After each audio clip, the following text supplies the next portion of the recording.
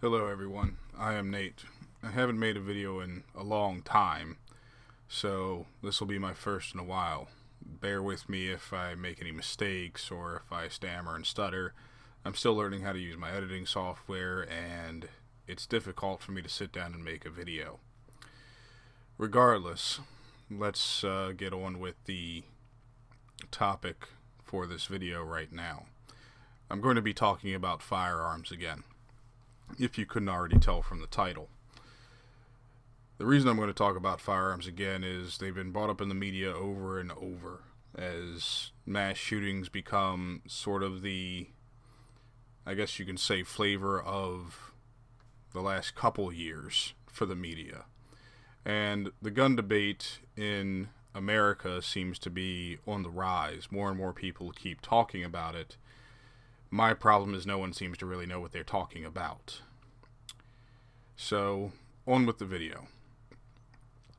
I meant to keep an ongoing series about firearms, the culture and laws surrounding them in America, and provide information regarding firearms history, manufacture, and operation. My last video on the subject was uploaded years ago, only received 14 views, and admittedly that discouraged me from continuing. Information about firearms is readily available, but even those enthusiastic about owning firearms and, in their own words, defending the Second Amendment, know so little about them. With media coverage of mass shootings on the rise, the airwaves and internet flooded with misinformation regarding firearms, specifically America's most popular rifle, the AR-15. Certain media organizations and anti-gun individuals are determined to vilify this weapons platform. It has been called a military-style assault weapon, and opponents of its ownership by civilians state there is no reason for anyone who isn't a member of the military or law enforcement to own one. While I disagree with both premises, this video series is designed to educate, not dispute.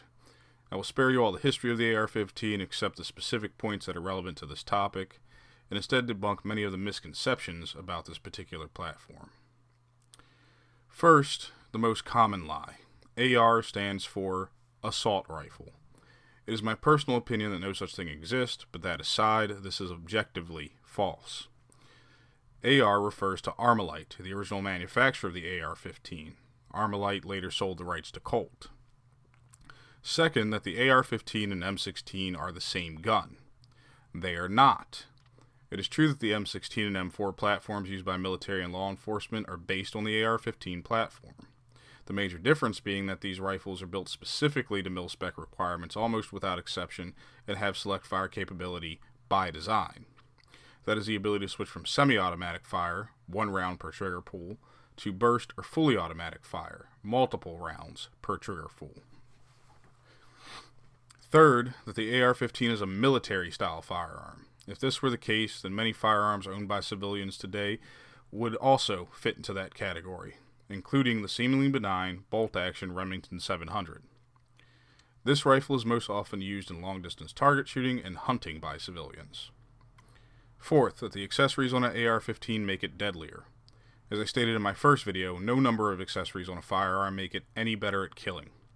Take a look at the Smith & Wesson M&P Sport, one of the most common AR-15 platforms sold. It has a pistol grip, collapsible buttstock, a rail for accessories, and a flash hider. Now look at this, a New York Safe Act compliant AR-15.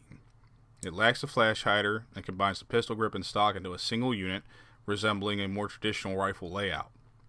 The actual mechanism by which the firearm operates has not been changed. The change in features make it no more and no less deadly than its more common counterpart. Fifth, that anyone can make an AR-15 in their own home.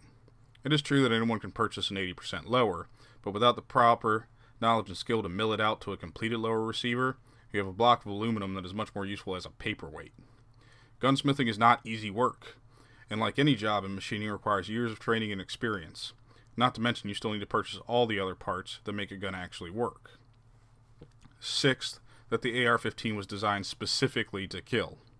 I hold the position that an object's purpose is whatever it is used for. I will expand on this more in a later video, but I need to make a point here. More AR-15s are used for target shooting than anything else. That is to say, more holes have been punched in paper than people. And before anyone starts, no, target shooting is not the same thing as training to be better at shooting people.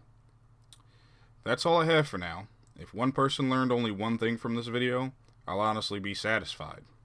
I understand that I probably didn't cover everything, but I feel like I've hit on most of the major points. If you wish to challenge me on anything I've said here, please feel free to leave a comment below. I do my best to read all comments and respond. As always, if you like this video, please give it a thumbs up, share this video with your friends, and consider subscribing to my channel.